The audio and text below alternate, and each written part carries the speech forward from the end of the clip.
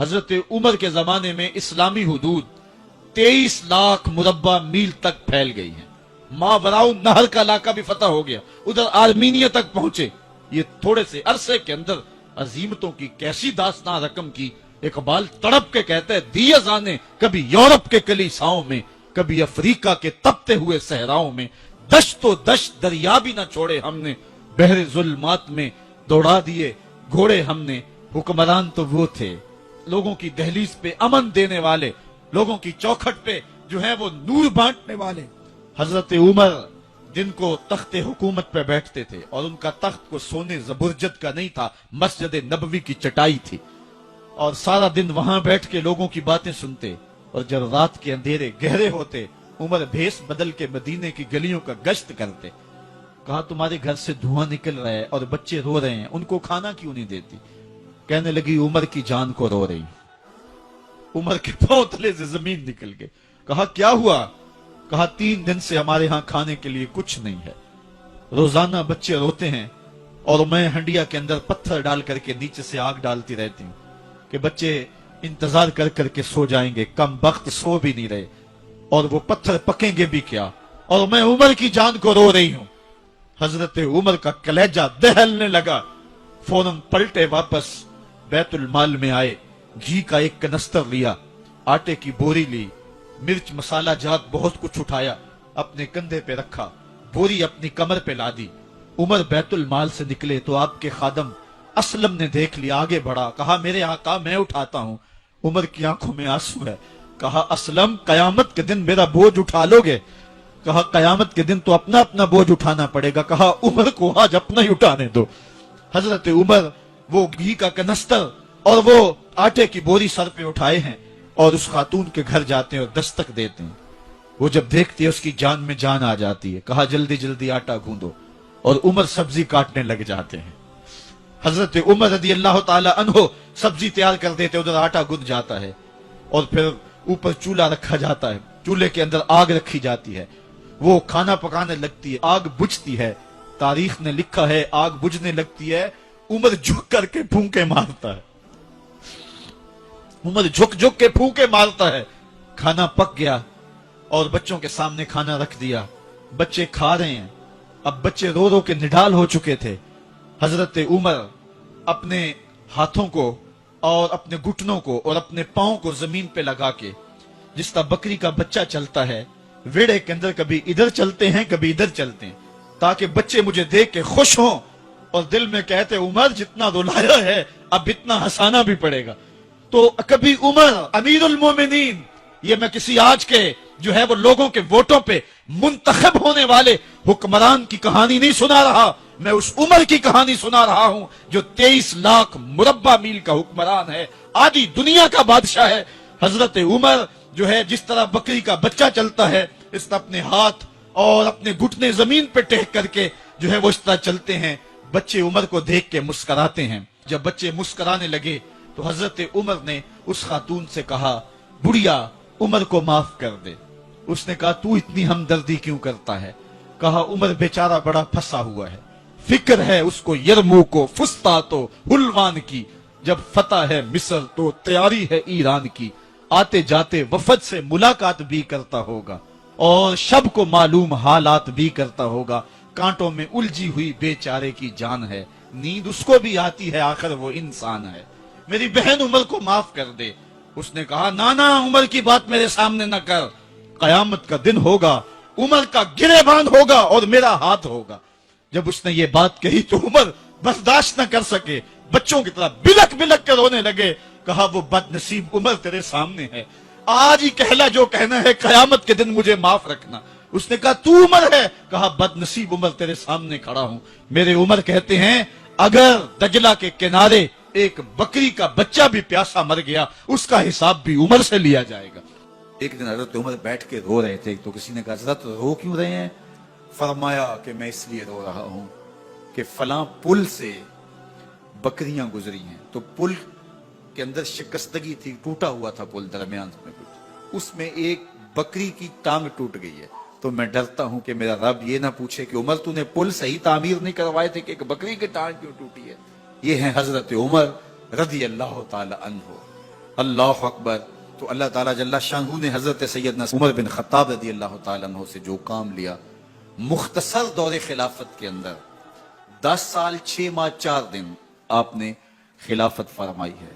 لیکن کہاں سے چلے اور یہاں مکران تک، بلوچستان کا حصہ ہے، یہاں تک آپ کے سلطنت کی حدود وسیع. ادھر آرمینیا تک جا پہنچے، حمص فتح کیا، قادسیہ، یرموک. آپ ذرا دیکھیے کہ کہاں تک آپ کی فوجوں کے گھوڑے دوڑتے رہے. اور اللہ تعالیٰ جل شانہ نے ان کو جو توانائی، عدل و انصاف کی قوت عطا فرمائی. اللہ اکبر. جب زمین پہ عدل کیا ہو تو زمین بھی حکم مانتی ہے. اور حضرت عمر وہ تھے جن کا حکم ہوائیں بھی مانتی تھی، زمین بھی مانتی تھی، جن کا حکم جو ہے وہ آگ بھی تسلیم کرتی تھی اور دریا بھی ان کا حکم مانا کرتے تھے. مصر کے اندر یہ رسمیں بد جاری تھی کہ سال کے بعد ایک دوشیزہ کو زیورات پہنا کے اچھے لباس میں ملبوس کر کے دریا کی بھینٹ چڑھایا جاتا، اس کی قربانی دی جاتی، اس کا خون بہتا تو دریا چلتا. جب مسلمانوں نے مصر فتح کیا تو گورنر نے لکھا کہ اسلام تو اس طرح کی رسوم کی اجازت نہیں دیتا، لیکن خشک سالی ہے، لوگوں کی فصلیں ویران پڑی ہیں، تو حضرت کیا کیا جائے؟ تو حضرت عمر رضی اللہ تعالیٰ عنہ کاغذ کے ٹکڑے پہ لکھتے ہیں بسم اللہ الرحمن الرحیم. مصر کے نیل کی جانب عمر کا خط لکھتے ہیں، اے نیل اگر تو اللہ کے حکم سے چلا کرتا ہے تو چل، ورنہ ہمیں تیرے چلنے کی کوئی حاجت نہیں ہے. اور قاصد کو کہا یہ خط لے جاؤ اور جا کے دریائے نیل میں پھینک دو. قاصد جا کے خط دریائے نیل میں پھینک دیتا ہے، پانی آتا ہے، ایسا دریائے نیل چلا 14 صدیاں ہوئی ہیں آج تک کبھی بند ہی نہیں ہوا. دریا حکم مانتے ہیں، آگ نکلتی ہے. لوگ حضرت عمر رضی اللہ تعالی عنہ کے پاس آئے، حضرت لاوا پھوٹا ہے، آگ نکل رہی ہے اور مدینے کی طرف بڑھ رہی ہے، اب کیا کیا جائے؟ فائر بریگیڈ تو زمانے میں تھی نہیں. عمر نے اپنی قمیض اتاری، جس قمیض پہ 17 پیوند لگے ہوئے تھے چمڑے کے، کہا یہ قمیض لے جاؤ، جدھر آگ بڑھ رہی ہے آگے ڈھالنا، آگ پیچھے بھاگ جائے. زلزلہ آتا ہے تو زمین پہ درہ مارتے ہیں، زمین رک جا، کیا عمر نے تیری چھاتی پہ عدل نہیں کیا؟ تو یہ عمر ہیں رضی اللہ تعالی عنہ کہ جن کے انصاف کی وجہ سے، جن کے عدل کی وجہ سے اللہ تعالیٰ کی رحمات اور اس کی برکات کا نزول ہوتا تھا. اور اللہ تعالیٰ نے مسلمانوں کو وہ آبرومند حکومت دی. کائنات کی تاریخ کے اندر ایسی حکومت آپ نے نہیں دیکھی ہوگی جو حضرت عمر نے حکومت کی ہے. اللہ اکبر.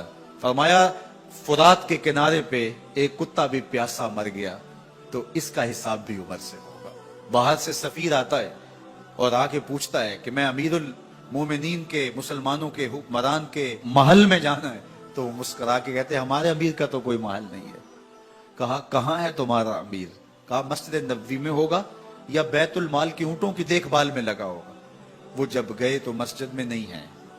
اللہ اکبر. وہاں گئے تو وہاں بھی نہیں ہے. پھر کیا دیکھتے ہیں کہ عمر رضی اللہ تعالی عنہ جنت البقیع کے پاس ایک درخت کے نیچے اینٹ کا سرانہ رکھ کے سوئے. تو اس نے کہا عمر تو نے عدل کیا ہے، تجھے کچی اینٹ پہ بھی نیند آ گئی. ہمارے حکمرانوں نے انصاف نہیں کیا اور وہ بند اور محفوظ کمروں کے اندر بھی سکون اور چین کی نیند نہیں سو سکتے. حضرت سیدنا عمر رضی اللہ تعالیٰ عنہ نے اس طرح ان امور سلطنت نبھائے. آپ دن کو لوگوں کی دیکھ بھالی کرتے، لوگوں کی ضروریات سنتے سمجھتے، اور جب رات پڑتی لوگ سو جاتے عمر مدینے کی گلیوں میں پہرا دیتے. کائنات نے کوئی ایسا بھی حکمران دیکھا ہوگا؟ اللہ اکبر. وہ مجاہد جو مختلف محاذات پہ گئے ہوئے ہوتے، ان کے گھروں کی دیکھ بھالی کرتے، ان کی ضروریات کا خیال رکھتے، ان کی آبرو کا پہرا دیتے. راتوں کی تنہائیوں کے اندر حضرت عمر اٹھتے اور جا کے گشت کرتے، چکر لگاتے، دیکھتے کوئی آنکھ پر نم نہ ہو، مفلسی کا کسی گھر میں ماتم نہ ہو. ایک یہودی کا اور ایک منافق کا جھگڑا ہو گیا کسی معاملے میں، ماجرے میں. تو وہ حضور کے پاس مقدمہ لے کے آئے. حضور علیہ السلام نے سنا وہ یہودی حق پہ تھا. رسول کریم نے اس کے حق میں فیصلہ دیا کہ تو سچا ہے، تیرے حق میں فیصلہ ہے. اب وہ جو نام نہاد کلمہ گو تھا اس کو اچھا نہ لگا. اس نے کہا میں کلمہ پڑھتا ہوں اور میرے حق میں فیصلہ نہیں دیا، حالانکہ وہ جھوٹا تھا. اس نے اس یہودی کو کہا حضور کے دربار سے باہر نکل کے کہ میں اس مقدمے کا فیصلہ حضرت عمر سے کروانا ہے. اس کے ذہن میں یہ تھا کہ حضرت عمر کفار کے بارے میں بڑے سخت ہیں، اور جب سنیں گے کہ میں مسلمان ہوں اور یہ یہودی ہے تو یہی کافی ہوگا ان کے لیے، اور وہ میرے حق میں فیصلہ دے دیں گے۔ وہ اس یہودی نے کہا ٹھیک ہے مجھے مقبول ہے۔ تو جو سچا آدمی ہوتا ہے اسے ٹینشن کوئی نہیں ہوتی، وہ کہتا ٹھیک ہے اس عدالت میں چلے جاؤ۔ حضرت عمر کے پاس آ گئے، حضرت عمر رضی اللہ تعالیٰ عنہ کو اس نے ساری کہانی سنائی اس منافق نے کہ اس طرح ہوا، اس طرح ہوا، اس طرح ہوا۔ اب یہودی کو ہم تو بھی سنا، اس نے کہا میری ایک ہی بات ہے۔ کہا کیا؟ کہا اس مقدمے کا فیصلہ دربار رسالت سے میرے حق میں ہو چکا ہے۔ حضرت عمر حیرت زدہ ہو گئے اور اس نام نے ہاتھ کلمہ گو سے پوچھا یہ سچ کہہ رہے؟ اس نے کہا جی جی، لیکن میں چاہتا ہوں ذرا آپ فیصلہ کریں۔ کہا ٹھیک ہے میں کر دیتا ہوں۔ اندر گئے، واپس آئے تو ہاتھ میں تلوار تھی۔ اس منافق کی گردن کاٹتے ہوئے کہا ہا کازا عقدی لمن لم یرد بقضاء اللہ ورسولہ، جو اللہ اور اس کے رسول کا فیصلہ نہیں مانتا، عمر کی تلوار اس کا ایسے فیصلہ ہے۔ شور مچ گیا کہ عمر نے ماورائے عدالت قتل کر دیا۔ آج تک کہا جاتا ہے کہ جی قانون کو ہاتھ میں لے لیا۔ تو عمر نے قتل کر دیا، باقاعدہ اس کے رشتہ دار اعزاء و اقربا وہ حضور کی خدمت میں احتجاجی جلوس لے کر آئے کہ عمر نے ایک مومن کو قتل کر دیا ہے۔ حضور نے فرمایا بلاؤ عمر کو، بات پوچھ لیتے ہیں کیا ہوا۔ حضرت عمر کو بلایا گیا۔ قبل اس سے کہ حضرت عمر پہنچتے جبریل پہلے پہنچ گئے اور یہ آیت نازل ہوئی فلا وربک لا یؤمنون حتی یحکموک فیما شجر بینہم۔ اللہ اکبر۔ اے محبوب مجھے تیرے رب کی قسم، اے محبوب مجھے تیرے رب کی قسم۔ اللہ اکبر۔ یہ نہیں کہا کہ مجھے زمین و آسمان کے رب کی قسم، مجھے عرش کے رب کی قسم، مجھے کعبے کے رب کی قسم، یہ بھی نہیں کہا مجھے میری قسم، کہا مجھے تیرا ہونے کی قسم۔ فلا وربک، مجھے تیرے رب کی قسم، لا یؤمنون حتی یحکموک فیما شجر بینہم، اتنی دیر تک کوئی مومن ہو ہی نہیں سکتا جب تک اپنے مقدموں میں تجھے حاکم نہ مانے، اپنے اختلافات میں، اپنے فیصلوں میں تجھے فیصل نہ مان لے۔ ثم لا یجدوا فی انفسہم حرجا مما قضیت، اور جو آپ محبوب فیصلہ کریں اس کے بارے میں دل میں کوئی میل بھی نہ رکھیں۔ ویسلموا تسلیما، اور جو اس کے تسلیم کرنے کا حق ہے جب تک وہ ادا نہ کر دے، محبوب مجھے تیرے رب کی قسم اتنی دیر تک کوئی مومن ہی نہیں ہو سکتا۔ تو حضرت عمر رضی اللہ تعالیٰ عنہ کا جو لقب فاروق ہے، اس کے بارے میں حضرت علامہ حقی لکھتے ہیں فَبِذَالِكَ سُمِّيَ فاروق، آپ کو اس وجہ سے بھی فاروق کہا جاتا ہے کہ آپ نے اس طرح جو ہے وہ نکھیڑا کر کے رکھ دیا۔